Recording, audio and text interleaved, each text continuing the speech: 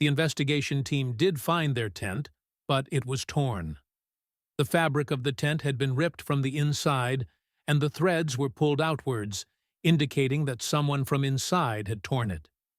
It appeared that the hikers, in a state of fear, tore the tent and fled. Some footprints were also found, including shoe and barefoot marks, which were imprinted on the snow. The hiker's camera was found with some strange photographs, but despite the criminal investigation and the daily entries in the register, the case has not been solved in the past 65 years. This is the story of the Mountain of the Dead, and this incident is remembered as the Dyatlov Pass incident. Welcome once again to our videos, viewers.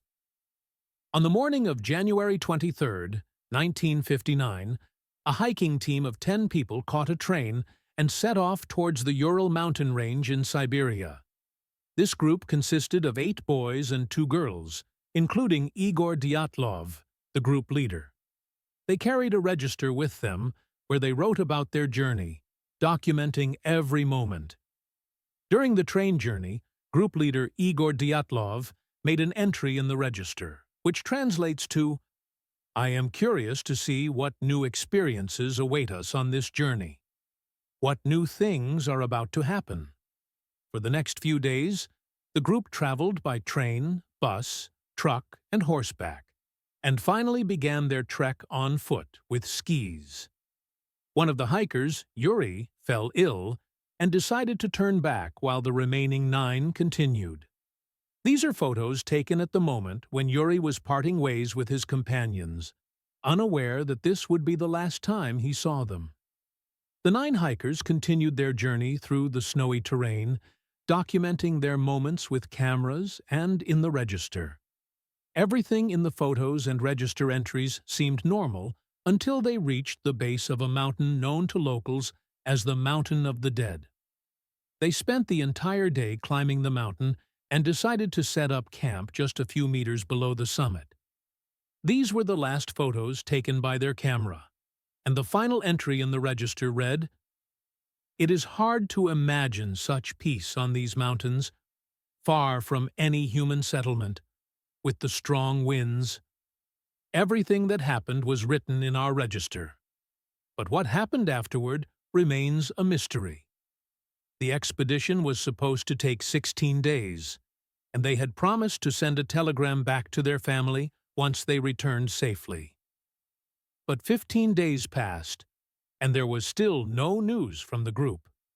Eventually, a search party was formed, and on February 26th, they successfully located the camp of the missing hikers. The camp was covered with a thin layer of snow, and inside, their belongings were in good condition. However, the tent was ripped open from the inside, indicating that something had caused the hikers to flee the tent in panic.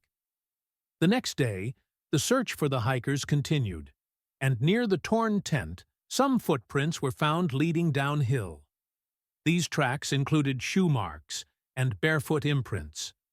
The footprints led for about 500 meters before disappearing, possibly hidden by the snow that later fell. The investigation team followed the tracks and found a burnt-out bonfire near a cedar tree, along with the frozen bodies of 2 hikers, Yuri Krivonishenko and Yuri Doroshenko. It took the search team 2 months to locate all the bodies of the 9 hikers. The first 2 hikers found had very few clothes on. No jackets, no pants, no gloves, hats, or shoes.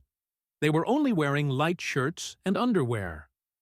Weather archives showed that the temperature at the time of their deaths was around -30 degrees Celsius, but their clothing seemed more suited for summer. Strange marks were also found on a nearby cedar tree, with branches broken, as if the hikers had tried to climb it in a desperate attempt to escape danger. The bodies of the next 3 hikers were found between the tent and the cedar tree, buried in snow. They had warmer clothes, but like the first 2, they weren't wearing shoes or gloves. These hikers had injuries, and the doctors concluded that all 5 died of hypothermia. However, Given the condition of their bodies, it was hard to believe that the cold alone had caused their deaths. The bodies of the last 4 hikers were found beneath a rock in the forest, 75 meters in the opposite direction from the cedar tree. 3 of them had severe injuries, including a fractured skull and broken ribs. The medical examiner suspected these injuries were caused by a fall from a great height, not by an animal or human attack. Some of the bodies also showed missing body parts, such as eyes and a tongue, which raised further suspicions. Strangely, 2 T-shirts and a pair of pants found at the crime scene were contaminated with radioactive material. Initially, the investigation suggested that the hikers might have been murdered, but by May 28th, the criminal case was closed due to a lack of evidence pointing to foul play or murder. So what exactly happened to these 9 hikers? Why did they rip open the tent from the inside and flee? What kind of emergency could have caused them to abandon the tent? The fact that the footprints didn't indicate panic suggests that whatever danger they faced inside the tent was no longer a threat once they left. They seem to have walked calmly afterward. The official report states that 6 of the hikers died from hypothermia, but the condition of their bodies makes it difficult to accept that the cold was the sole cause of death. The case gained international attention, and many family members of the hikers and others began to voice their doubts, particularly regarding the radioactive contamination found on the clothes. Some believed the Soviet Union was covering up the true cause of the hikers' deaths, especially since this was during the Cold War, and nuclear tests were being conducted in secret. The investigation team considered various angles, including the possibility of an avalanche. But this theory didn't hold up because the tent was only covered by a thin layer of snow, and Igor Dyatlov was an experienced hiker and skier who wouldn't have set up camp in an avalanche-prone area. Over 100 expeditions have been carried out since, but none found conditions that would suggest an avalanche. A photograph taken by one of the hikers that night, which appeared to show a light in the sky, gave rise to a new theory. Some believed it could have been a UFO or meteorite. However, this theory didn't make sense either, as there was no debris found from any such event. The true cause of the Dyatlov Pass incident remains a mystery. Why did the hikers tear open the tent from the inside? Why did they wear such inadequate clothing for the extreme cold? What caused the injuries? And why did some hikers show signs of animal attacks?